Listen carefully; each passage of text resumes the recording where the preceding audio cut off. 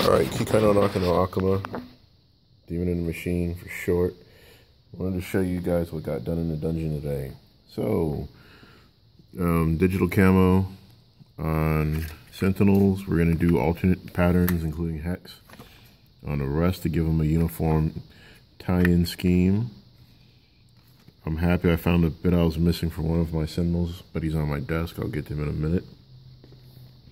I'm setting up painting stages for my students so they can practice different design techniques with different models. I'm happy that the young ladies in my class have helped with the project.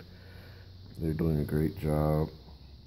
But basically, back here is going to be the IDF green, the Japanese military green, which I like, by Vallejo Air. Comes out pretty good. Follow up, I'm going to have a student do priming here. This is what I got done with the Ghostkills second team. The first stealth suits you see with the red shoulder pads are from 10 years ago. And I got repainted in 2007 when I got back from Japan. So the stealth suits are a 9-year-old urban paint scheme. I'm not going to go too much deeper into detail with the Ghostkill as it is. I love it. I'm just going to do a couple of metallic varnishes, another wash, close it up and call it a day. Basilisk, getting the digital urban treatment. All the IG are out on the table, including my flame head, Scout Sentinel. Got some L to work on. I'm trying to figure out how a Metal Warrior, this one got up on my, well, whatever. But with that, everything else is pretty much set. It's going to be a 761st paint party in the morning. So everything that's metal needs to come out and get primed tomorrow. I want it all primed and sexy.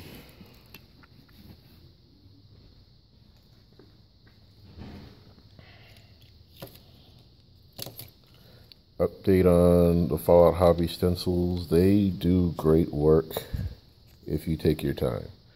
Otherwise, they peel apart and suck up the energy that you're putting into your efforts. For example, this digital Hex one has been awesome.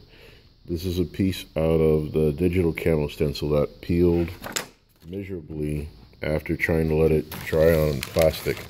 You have to use laminated plastic. It's the only thing that really preserves them as far as reuse if you don't reuse your sheets. It's not a bad thing, it's just an annoyance. Still, it's going to sit at a B- for me because I'm always considering the new person to the hobby of airbrushing. It's going to be a massive learning curve, and it will piss them off when they mess up pieces. Going back to my desk, I got 2 Neo Iwatas I'm breaking up for the kids to use. Here's my Forge World Scout Sentinel with the giant rocket pods of awesome. Gonna finish him off, get him rolling and rocking. And then in the bucket of joy, this bucket, this lovely case of blank CDs are my 2 109s. There's a beautiful project online that I'm asking my buddy Israel to help me out with because I want 2 flying scary bastards of awesomeness. Military Squadron literally rocks in 2 Savile Army transport motor pools and 2 plastic container bins because the flyers and the riptides not fitting in these things.